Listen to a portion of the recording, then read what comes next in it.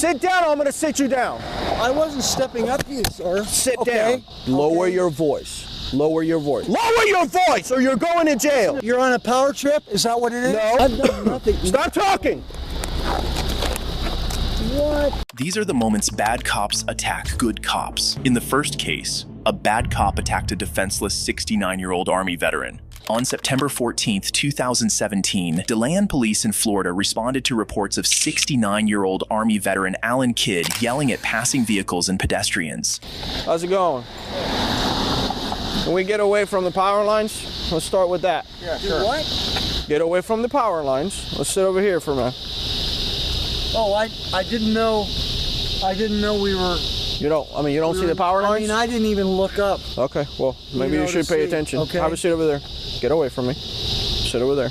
You're pushing me away from you? Yeah, I don't need you stepping up to me like that. Sit down. Stepping up to you? Sit down, or I'm gonna sit you down. I wasn't stepping up to you, sir. Sit down. Sit down. Do you understand that? When I tell you to do something, you do it. Yeah, is that right? Okay. You're on a power trip? Is that what it is? No. Okay. I need you to listen. That's what's up.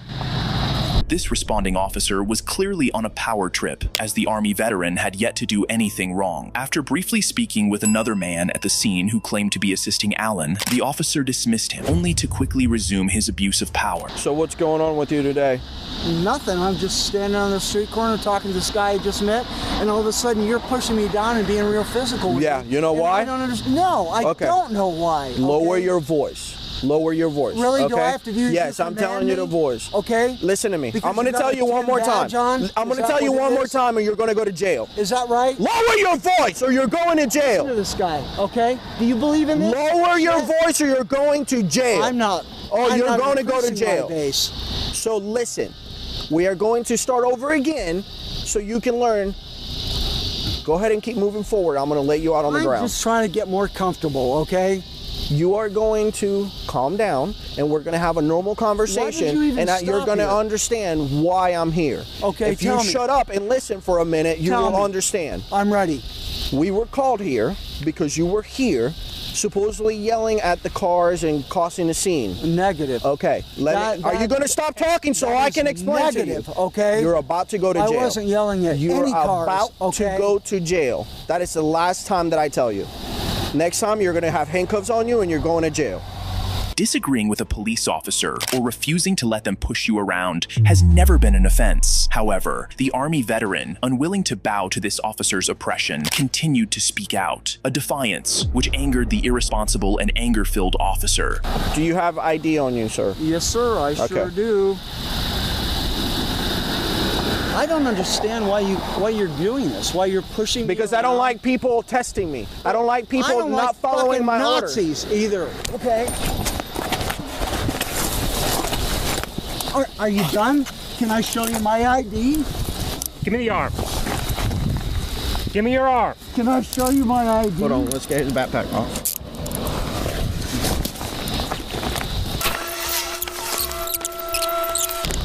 I've done nothing. Stop talking! What? The officer slammed Alan to the ground, handcuffed him, took him to jail, and filed a skewed police report in his own favor. He charged Alan with resisting arrest without violence, resulting in Alan spending 2 days in jail. About a year after the incident, the officer was fired by his department following a complaint from Alan. However, the officer was somehow reinstated 3 years later. The next officers had to deal with a fellow officer from another department who stole someone's phone and then attempted to leverage his police status to evade consequences. Stupid written across my forehead right now? Sir, I just literally watched you on the video take the phone. Thank you. Whose phone is this? That's mine. On August 1st, 2020, sheriff's deputies from Macon-Bibb County responded to a bar after receiving a call about a patron, Gary Jones Jr., a police officer from another department, who was caught on camera stealing another patron's phone and refusing to return it. Mr. Jones? Yes, sir. Here's the deal, okay? This is what's gonna happen, okay? I already talked to the victim, okay? I already talked to the victim. If he gets his phone back, no one goes to jail, okay? But mark my words, okay? I'm not gonna play games. You understand me? I'm not gonna fuck around. I'm not gonna waste my time because technically I'm supposed to be getting off in a little bit, okay? So if no phone gets produced, okay, then I'm gonna take all three of you, not just you, but all three of you, okay?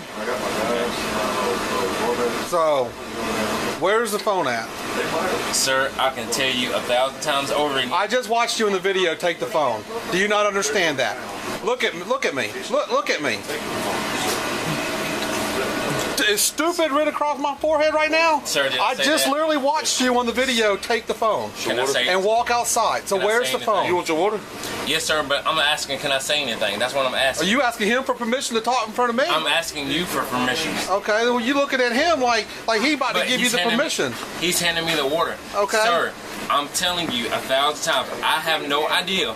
My hands have been up the whole entire time. I have not flinched. I have not reached for my pockets or anything. You can check me for the phone. Gary must be incredibly unwise, caught red-handed on camera stealing the phone, and essentially handed a get-out-of-jail-free card if he simply returned it, an offer any reasonable criminal would take. Still, wanting to give him a chance as a fellow law enforcement officer, the deputies asked him to call his supervisor. His supervisor urged him to cooperate, but as he continued to refuse, the officers decided to take a different approach. You don't see, like, several times. I know the law. You can't tell me anything. No, bro. you seem to think because you don't have this phone on you, you didn't steal it, and that's not the case. All right, bro.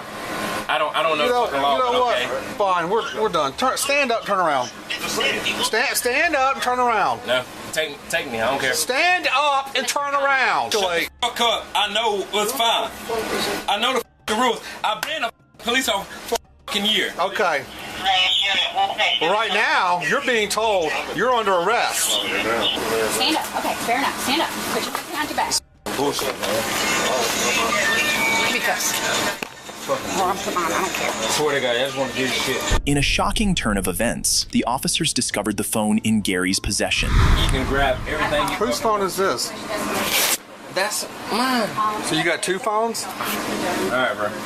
It's in your back pocket. You got two phones? Okay, do what you got to do. That's the damn phone. I've told you. That's the phone we're looking for right there. That's the phone. In his back left Have I pocket. not told y'all several times? Do you hear that? All right. Have I not told y'all? This is Rick Hill. Have I not told y'all several We times? just found the damn phone in his front pocket. Have I not told y'all several times to check me? Gary even came up with the most ridiculous excuse, claiming that by asking the officers to search him earlier, he was absolved of any wrongdoing. But things only got worse when thieving Gary decided it was a good idea to fight the officers next. I've told y'all several times to check my ass, but y'all don't want to.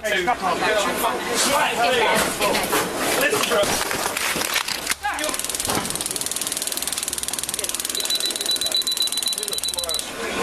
Yep. Now, are you done? Are you done? Hey, let's pull him out. Several times, bro. Yep, get up on your knees. Y'all about to get it.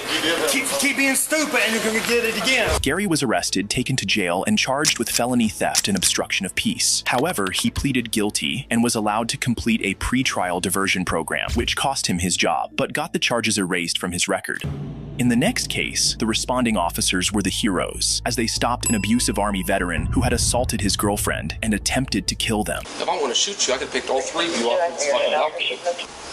If I wanted to kill you guys, it would have already been fucking done. On June 6, 2024, Casper police officers in Wyoming responded to a residence after a woman reported that her ex-military boyfriend, 26-year-old Trey Spurlock, had pushed and chased her out of their apartment following a verbal argument. When officers arrived, she simply requested their help in retrieving her clothes so she could leave. A simple request, but one that would soon prove to be anything but simple. Trey. Yeah, that's Rick Hill. Casper PD, in here?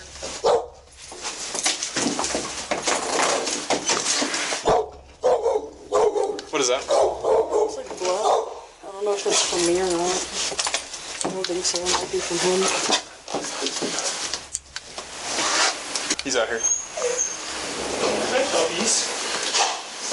He's got a rifle sitting next to him.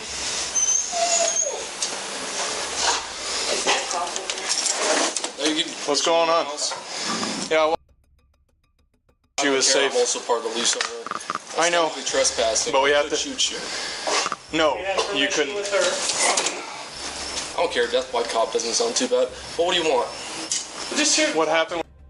I told her to get the fuck out. Okay. And so I pushed her the fuck out. She wouldn't fucking leave. Okay. Can you step in here? No. Can you step in here away from the rifle so that we can talk? Go ahead. It's behind me. What do you want? Yeah, like 3 steps behind you. Yeah. Okay. That's plenty of time for you, Joey. So, she just wants to know how she can we get came back in to here, Motel 6. and she told us that she is going to... Copy. I'm listening. Calm down. That she's going to come in here and get her stuff. So we had to come in here to make sure she was safe because she's alleging that you were pushing her and could be... I pushed her out that fucking door. You pushed her out the door? Yeah, 100% did. Okay, why? I'm tired of her shit. I'm tired of the bullshit. I'm tired of everything. Told her to get the fuck out. She was leaving anyways. She fucking screamed at me, so I put her out that fucking door. You can take implications. You said if you're going to go to jail, that's what the video camera shows that you're going to fucking shoot us. I didn't say you were going to shoot you. If I want to shoot you, I could have picked all 3 of you off this fucking balcony. I can hit a fucking, on Ironsides, I can hit a fucking paper target from 300 fucking meters away. If I wanted to kill you guys, it would have already been fucking done before you walked out your fucking car, when you guys all showed up in the convoy. I didn't say I was going to shoot you. I said I'm not going to jail. Okay. Can you step inside? I'm right here. Yeah, but can you step inside? No, I'm stepping away right from the gun so that we can finish the conversation. We are finishing the conversation. We are talking right now, and that gun's 3 foot up behind me. He can grab his pistol, and she can grab her pistol faster. Spurlock continued making vague statements, suggesting he was prepared for a shootout with the police. After some time, the officers convinced him to step inside the house and partially close the door. However, as the officers tried to take advantage of the moment to apprehend him, the situation ended in the worst possible way. 365, shots fired, shots fired. An officer initially deployed his taser, but when Spurlock attempted to grab his rifle, the officer fired 6 shots. The shots proved fatal, and Spurlock died en route to the hospital. In the next case, these power-abusing cops took advantage of a disabled Army veteran. Put down the damn phone! Why are you put your hands behind your back? Put your hands behind your back. Doing that now. All right, put your hands behind your back. On August 27, 2019, 2 LAPD officers visited the home of 46-year-old Army veteran Slade Douglas for a welfare check after the Veterans Crisis Line alerted police that he was at risk of doing the unthinkable, as he was mentally unstable. Notably, Slade had previously filed a discrimination complaint against the Veterans Administration, raising concerns that this response may have been retaliatory. Hi, Doug? Douglas, Mr. Slade. Yes. How you doing? All right. We got a call from, was it the Veterans? I don't know what they call it. Can we come in and talk to you for a minute? Yeah. Okay. Let me ask you just a couple questions, okay? The veterans people, they were concerned, okay, regarding a couple things. One was that you were threatening to commit suicide. That's not true. Okay, so what I'm here for is just to make sure you're not going to do something like that. You understand? So if you need our help, that's what I'm here for. I'm okay. So we're not here to mess with you, bother you, or anything. Well, you do understand if you just walk in my place and you just automatically start walking around, and I know y'all wear body cams as well. I'm ex-law enforcement too. If you just come in my place like that and you just start walking around, you have to have my permission to do that. So I don't appreciate that. You can't violate my rights because you got to call me help. Okay. You're not helping me if you just come in and you automatically start violating. Well, sir, it was more for like officer safety. No, it's not officer safety because I didn't even have to let you in. The officers were there for a welfare check, and without a warrant, and Slade had already confirmed he was fine and not planning on doing the unthinkable. At that point, their job was done. However, as Slade stood his ground and asserted his rights, the officers, seemingly on a power trip, chose to escalate the situation instead of leaving. Please leave. I'm asking you to leave. You don't feel I know. I'm asking you to leave. You don't feel like please leave. I'm asking you to leave my residence. Well, if you answer this question, I'm asking you to leave my residence. I'm about to put you in handcuffs, sir. If you do that, that's your choice. Okay, turn around. Put your hands behind. Why would you put me in handcuffs? What? Turn around. Put your hands behind your back. What have I done? You're going to listen to what I said. You're going to put down the phone. You're calling 911, and I'm standing right here. But what have I done? Put down the damn phone. Why are you turn around and put your hands behind your back. Put your hands behind your back. Why are you using? Because you know what? You're calling 911. We're standing right in front of you. Well, I'm asking you to leave my residence. I'm not leaving your place now. Turn around. Put your hands behind your back. I'm not doing that now. All right. Put your hands behind your back. You're calling 911 right in front of us. Because I asked you to leave my residence. We can't leave. Handcuffing and detaining Slade simply for dialing 911 in their presence was not only illegal, but also beside the point, especially since he had already ordered the officers to leave his apartment. By unlawfully remaining at his home and attempting to pin a crime on him while justifying their actions, the officers clearly abused their power. You know exactly what I'm talking about. If you were law enforcement, then you would understand. Okay. And this is why African Americans have issues with law enforcement. Don't start that. Don't start that. That's a bunch of I nonsense. asked you to leave, and you use profanity at someone? The officers initially planned to transport Slade to jail, but changed course after medics advised them to take him to the hospital to avoid liability. Matters worsened there, as Slade was subjected to invasive medical procedures without his consent, during which his genitals were exposed, touched, and groped. Consequently, Slade filed a $10 million lawsuit against the officers and their department, and the officers are now also facing criminal charges. In the next case, officers from one police department targeted a female officer from another department, even going so far as to take her child out of pure vendetta. You're gonna take custody of my kid because of him? On January 1st, 2024, Portage County Sheriff's deputies tracked down and pulled over Officer Miranda Brothers, a member of another police department, following allegations that she had left her 5-year-old child in the custody of a registered pervert on the 7th of the previous month. No big secret, we're doing an investigation. It involves Sebastian. Okay. Okay, no big secret. Okay. That has spilled over. Okay. Okay. We've been dealing with the prosecutor. Okay. Okay. We need to talk to you. Okay. And Job and Family Services is going to... Okay. Temporary custody. They're going to take custody of my kid? Yes. For what? We will explain all that to you as we go. Okay. I'm just letting you know where we're at and what we're doing. Okay. And we're going to get things figured out as best we can for you. Okay. So... What the heck? Take a minute, digest, okay? You're gonna take custody of my kid because of him? Officer Miranda was utterly shocked that her son was going to be taken away over this incident, especially since on the day the officers claimed it occurred, she had only briefly stepped out to meet her son's babysitter at a shop owned by the alleged pervert. All right. We got a couple more people coming. We'll get things taken care of. And we're going to do this. Listen, okay? What I want to do right now, okay, is I can't minimize anything for you right now, but I want to minimize everything I can for Alex, okay? So work with us on that one, darling, and we'll go from there, okay? All right. You say there's a dog, too? Is he going to bite my head off? No. Okay. How long do I have to go without him? That's not up to me, but we're going to do what we can, okay? But I'm going to tell you one thing, okay? That you working with us is not going to hurt you. You know what I'm saying? Okay. Do you have your cell phone? Where's it at? 3 years. Okay. So, let me see that before. So, this search warrant for your cell phone, okay? Officer Miranda was in tears, but the officers taking custody of her son were not entirely honest. On the day the report initially came in about Miranda leaving her kid in charge of the store owner, the detectives investigating the case positioned themselves at the store, but never directly observed the child left alone or unsupervised with the store owner. In fact, there were sworn testimonies from the investigation supporting this. Despite this, charges were still brought against Officer Miranda, and her child was taken away, suggesting this might have been a personal vendetta against her.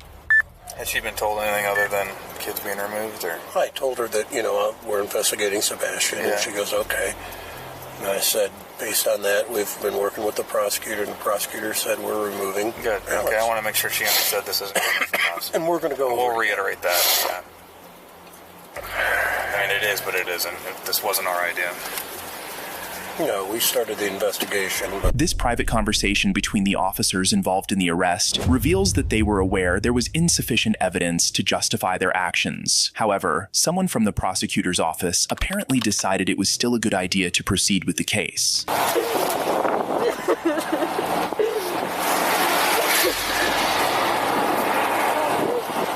the dad, and they're not going to give him there, are they? I'm sorry, what? The dad in the area that are they going to give him to him? He has no custody rights to him, no. No. Okay. They'll never get him back from him. Okay. Miranda was arrested and charged with child endangerment, charges that were eventually dropped 6 months later. However, before that, officers had seized her phone with a warrant and went through its contents. Disturbingly, private digital images of Miranda, unrelated to the investigation, were extracted and shared among officers from the arresting sheriff's office. Officer Miranda filed a lawsuit against the officer and the sheriff's office for their malicious actions and mishandling of her private images, suing for over $500,000. If you enjoy videos like this, please like, subscribe, and watch this one.